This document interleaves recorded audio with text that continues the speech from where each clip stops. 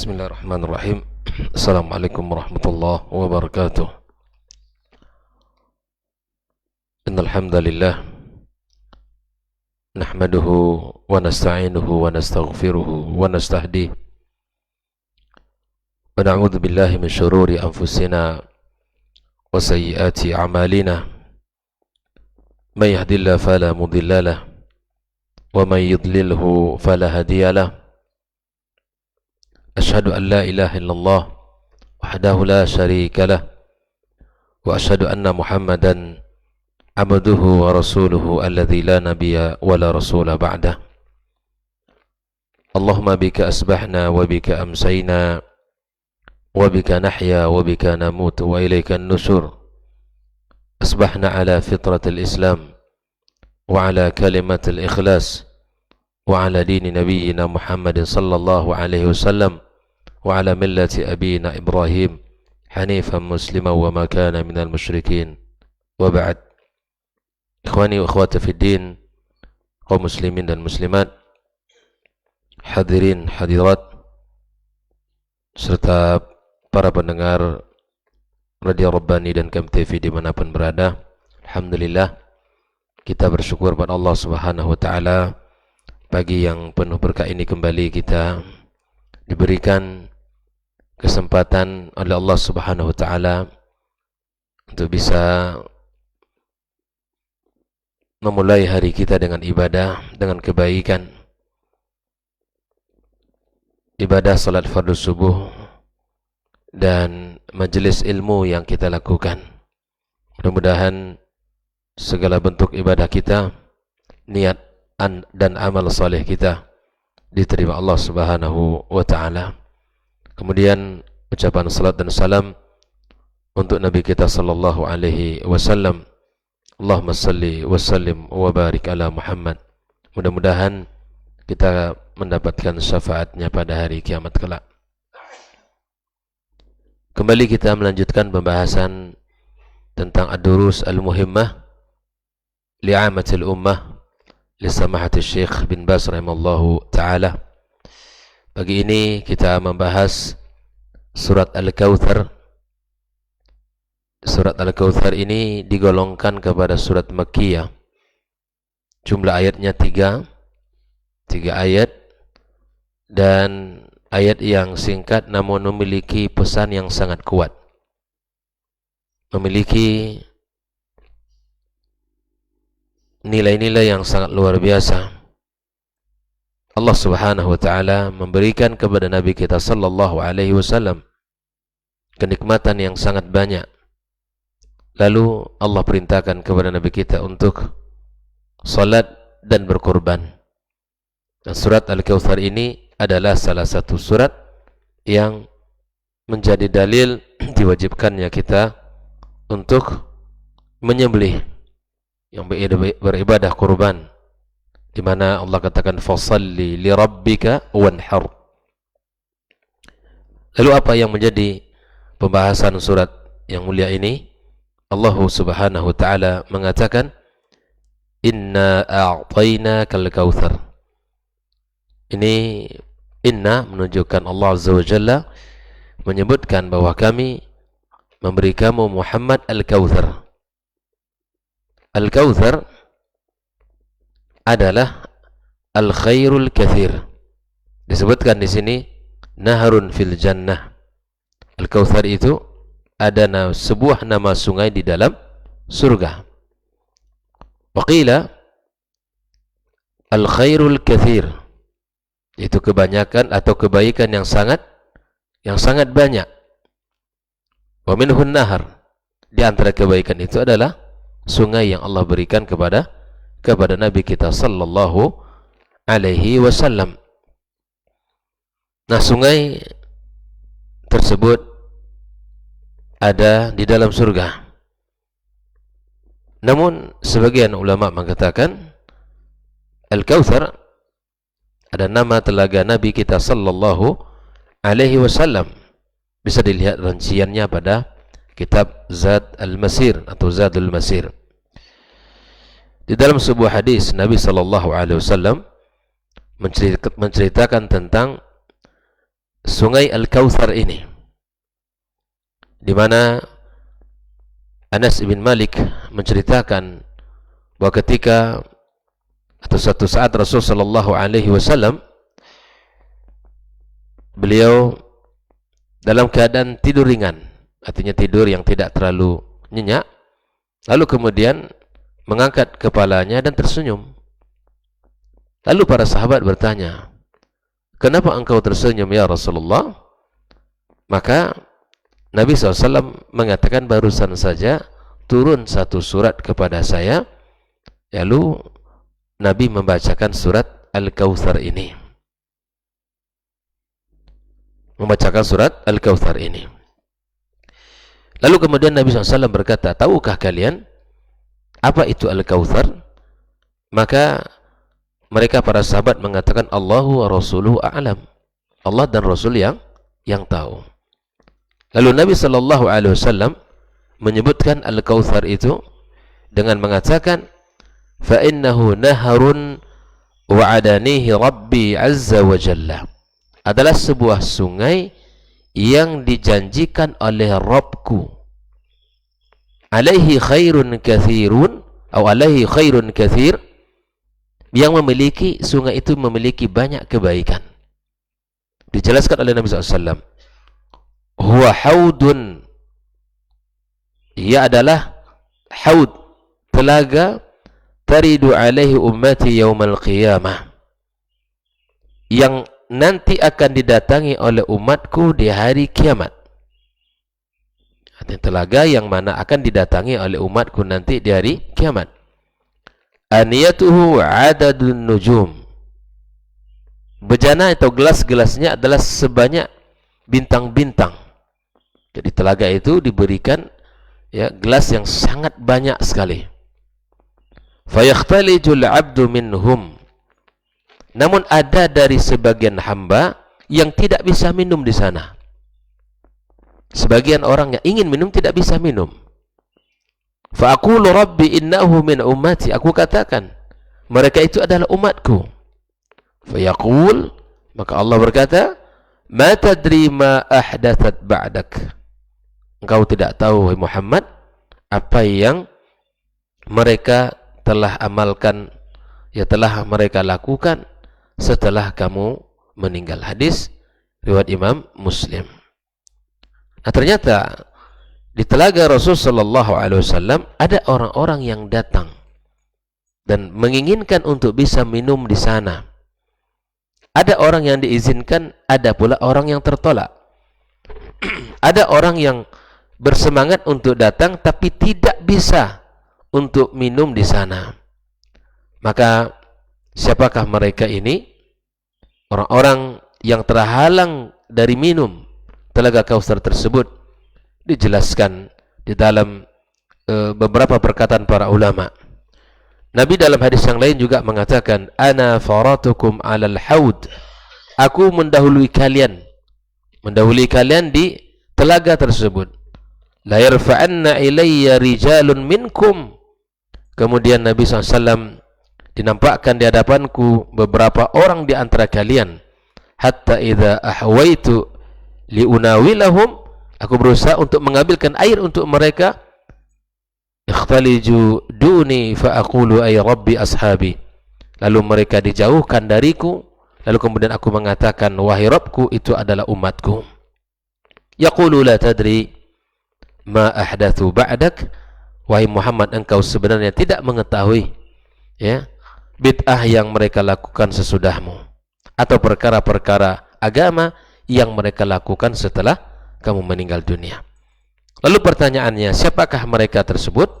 Al-Imam An-Nawawi rahimallahu ta'ala menyebutkan, dan para ulama yang lain juga mengatakan, bahwa yang terhalang dari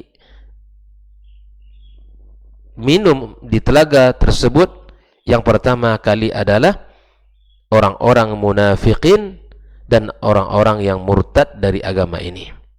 Orang-orang munafikin tidak bisa datang tapi tidak bisa mendapatkan. Orang yang di hatinya berbeda dengan yang di lisan, menunjukkan keimanan tapi tidak beriman sesungguhnya. Kalaupun salat, ya salatnya malas-malasan. Kalaupun ia salat, salatnya dihiasi dengan riya. Kalaupun dia berzikir, zikirnya sedikit. Itulah orang munafik. Musuh dalam selimut, berbaju muslim, Islam, tapi kemudian dia menusuk dan menghancurkan Islam dari dalam. Di zaman Nabi SAW, ini sudah ada. Dan yang merusak barisan kaum muslimin adalah orang-orang munafikin. Mereka bicara dengan bahasa agama, tapi perbuatannya sangat jauh dari agama itu sendiri. Yang kedua, orang-orang yang murtad, ya, yang masuk Islam, kemudian mereka keluar dari agama yang mulia ini. Pendapat yang kedua adalah orang yang masuk Islam di zaman Rasulullah sallallahu alaihi wasallam lantas murtad sepeninggalan Nabi. Ini lebih khususkan lagi. Kalau yang pertama tadi munafikin dan orang-orang murtadin, yang kedua adalah orang-orang yang masuk Islam di zaman Rasulullah lalu kemudian sepeninggal Nabi mereka murtad. Adakah ini? Ada. Bahkan ini adalah tugas pertamanya khalifah Abu Bakar As-Siddiq radhiyallahu taala setelah dia diangkat menjadi khalifah adalah memerangi orang-orang yang murtad di zaman Nabi SAW setelah meninggal Nabi sallallahu alaihi wasallam. Kecuali 3 kota yang tidak ada murtad. Di antaranya kota Mekah, kota Madinah dan Taif. Di jazirah, ya, di seluruh yang masuk Islam dan kemudian mereka beriman kepada Nabi SAW, tapi di saat meninggalnya Rasul SAW mereka langsung keluar dari agama Islam ini. Nah, mereka ini orang-orang yang tidak mendapatkan kesempatan untuk minum di telaga Rasulullah sallallahu alaihi wasallam. Yang ketiga yang dimaksud adalah mereka ahli maksiat, pelaku dosa-dosa besar yang mati dalam keadaan bertauhid. Nah, ini pendapat ketiga ini. Mereka adalah para pelaku maksiat dan pelaku dosa besar yang dia mati dalam keadaan beriman bertauhid. Artinya mati dalam keislaman. Nah, begitu pula termasuk di sini pelaku-pelaku bid'ah yang tidak menjadi bagian dari agama tapi dilakukan diyakini sebagai amalan agama. Bayangkan pelaku bid'ah yang dilakukan oleh dia dan menabid'ah itu tidak mengeluarkannya dari Islam. Makanya kita berhati-hati ikhwani wa akhwati fiddin, kaum muslimin dan muslimat.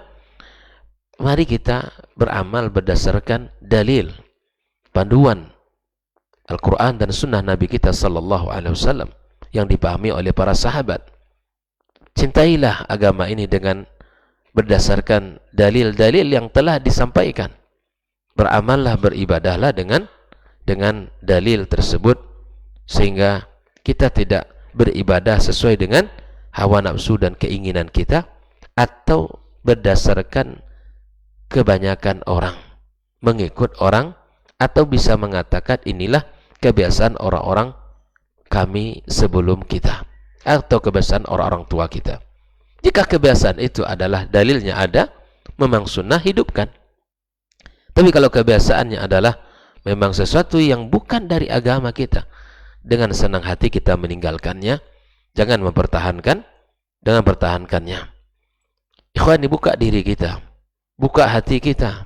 Ketika kita diajak untuk beramal kepada agama yang mulia ini dengan dalil, dengan panduan, lakukan.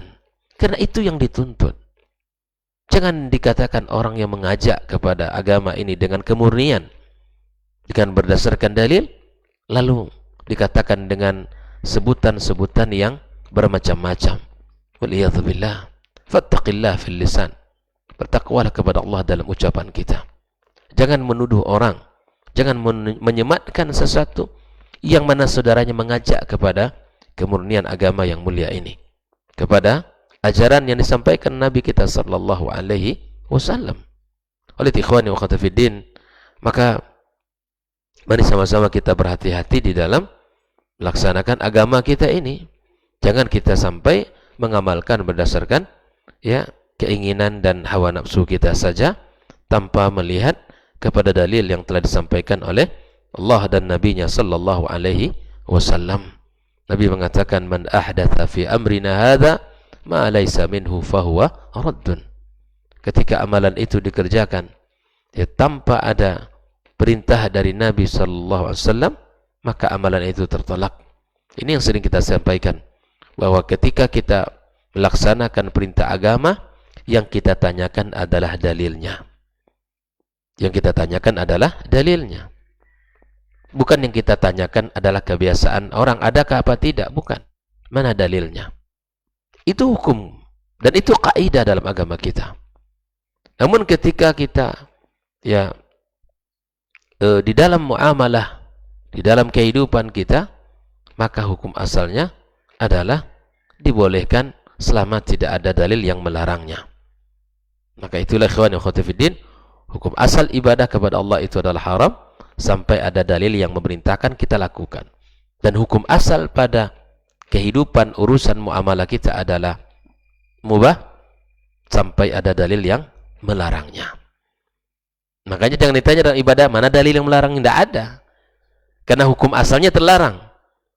Diingatkan tentang sebuah rutinitas, sebuah amalan, jangan ditanya mana dalil yang melarangnya. Akhi fillah, ketika ibadah bukan yang ditanya dalil yang melarang, tapi yang ditanya adalah dalil yang apa? Memerintahkan. Ini mesti sering kita ingatkan. Ketika ada ibadah, maka yang kita cari adalah perintah, karena hukum asalnya terlarang. Maka ketika ada orang yang mengingatkan tentang sebuah amalan yang bukan dari agama, maka jangan ditanya mana larangannya, tapi ditanya adalah mana dalilnya. Itu yang mesti kita lakukan. Tapi dalam urusan ibadah, dalam urusan dunia, silakan dicari larangannya, karena hukum asalnya adalah mubah. Inilah ikhwani wa akhwati fiddin, mereka orang-orang yang terhalang dari telaga Rasulullah sallallahu alaihi wasallam. Ikhwani wa akhwati fiddin, maka Allah katakan, sesungguhnya kami memberikan kamu Muhammad al-Kautsar, itu al-khairul katsir, yang kebaikan yang sangat banyak. Lalu Allah katakan, fasalli li rabbika wanhar, ay kama a'tainaka al-khairal katsir fid dunya wal akhirah, sebagaimana kami telah berikan kepada kamu kebaikan yang sangat banyak di dunia dan di akhirat. Wa min dzalika an-nahar, di antaranya adalah sungai. Fa akhlis li rabbika, maka ikhlaskan bagi Rabbmu, salatikal maktubah atau salatakal maktubah wan nafilata wan nahrika. Ikhlaskanlah ibadah wajibmu, ibadah sunnahmu, dan kurbanmu. Ikhlaskan semua itu karena Allah Subhanahu wa taala. Fa'budhu wahdahu la syarikalah. Sembahlah Allah semata, tidak ada syarikat baginya. Wanhar ala ismihi wahdah. Potonglah hewan sembelihanmu dengan menyebut namanya. Jangan sebut nama fulan, jangan sebut nama ilan, jangan. Tapi potong hewan ternak kita atas nama Allah, la syarikalah, tidak ada sekutu bagi Allah tabaraka wa taala. Kemudian Allah juga mengatakan, inna syani'aka huwal abtar. Sesungguhnya orang yang membencimu, wahai Muhammad, orang yang terputus, imaji'ta bihi minal huda wal haq, yang kau sampaikan, yang engkau ajak orang untuk beribadah kepada Allah, bertauhid kepadanya, mengikhlaskan ibadah untuknya, mereka benci kepadamu. Mereka benci kepadamu. Huwal abtar. Dialah yang abtar, al-aqalul azal, al-munqati', orang-orang yang terputus, orang-orang yang tidak disebut, orang-orang yang tidak dianggap. Itulah, walaupun dia hebat, walaupun dia terpandang, walaupun dia kaya raya, tapi dia benci kepada risalahmu, dia tidak suka kepada agamamu. Huwal abtar. Dan inilah yang membuat Nabi sallallahu alaihi wasallam merasa kuat dan bahagia serta kokoh di jalan dakwah, karena di antara bentuk syubhat yang diberikan oleh musuh-musuh Nabi di zaman itu adalah dianggap Nabi Muhammad sallallahu alaihi wasallam adalah al-abtar. Lalu ternyata Allah menyebutkan siapakah yang al-abtar itu? Dialah orang-orang yang membenci Nabi Muhammad sallallahu alaihi wasallam, yang membenci hidayah, membenci petunjuk, yang membenci agama, risalah, kebenaran yang dibawa oleh Nabi kita sallallahu alaihi wasallam. Maka inilah 3 ayat yang Allah sebutkan dalam surat Al-Kautsar ini. Mari kita renungi dan kita tadabburi bahwa Allah memberikan banyak kebaikan kepada Nabi kita sallallahu alaihi wasallam, dan tentunya juga bagi umat ini, bagi orang-orang yang beriman kepada Allah dan Rasulnya sallallahu alaihi wasallam. Dan mari kita tegakkan ibadah dan karena Allah, dan mari kita sembelih hewan-hewan kita atas namanya, tidak atas nama siapapun di dunia ini. Maka itu adalah kebaikan dan ibadah yang mulia. Dan sesungguhnya orang-orang yang membenci Nabi Muhammad sallallahu alaihi wasallam adalah orang-orang yang abtar, yang tidak bernilai, yang hina, yang terputus sebutannya, yang tidak dianggap. Dialah al-abtar itu.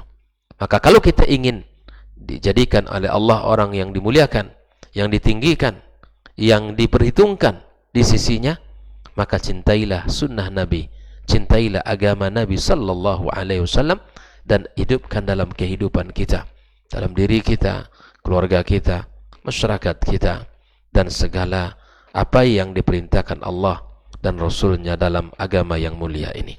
Mudah-mudahan kita termasuk orang-orang yang menghidupkan sunnah Nabi SAW dan menghidupkan syariat yang mulia ini sampai kita meninggal dunia. Wa sallallahu ala nabiyyina Muhammadin wa sallam, wa subhanakallahumma bihamdika asyhadu an la ilaha illa anta astaghfiruka wa atubu ilaik. Wassalamualaikum warahmatullahi wabarakatuh. Dr. Dasman Yahya Ma'ali LCMA Hafizahullah, Dr. Helmi Basri LCMA Hafizahullah, Dr. Hidayatullah Ismail LCMA Hafizahullah. Orang yang keluar dari rumahnya menuju rumah Allah untuk menuntut ilmu syar'i, maka sungguh dia sedang berjalan di jalan ilmu, dan itu akan memudahkannya untuk menuju surga Allah Subhanahu wa taala. Man salaka tariqan yatlubu fihi ilman salakallahu bihi tariqan min turuqil jannah. Barang siapa yang menempuh sebuah jalan, jalan yang ditempuhnya adalah jalan menuntut ilmu, maka Allah akan mudahkan jalannya untuk menuju surga Allah Subhanahu wa taala. Orang yang berangkat ke masjid untuk menuntut ilmu syar'i dianggap sebagai jihad fi sabilillah. Nabi alaihi salatu wassalam bersabda, "Man dakhala masjidana hadza," barang siapa yang memasuki masjid kami ini, yakni Masjid Nabawi, liyata'allama khairan, untuk belajar atau mempelajari kebaikan, au yu'allimuhu, atau dia mengajarkan kebaikan, kal mujahidi fi sabilillah, adalah seperti orang yang berjihad di jalan Allah. Mudah-mudahan kehadiran kita di rumah Allah yang mulia ini, tujuan kita hanya satu, untuk mencari ridha Allah tabaraka wa taala. Mudah-mudahan ilmu yang kita pelajari, ilmu yang memberikan keberkahan, yang menerangkan jalan kita dan senantiasa menjaga kita di jalan Allah Subhanahu wa taala.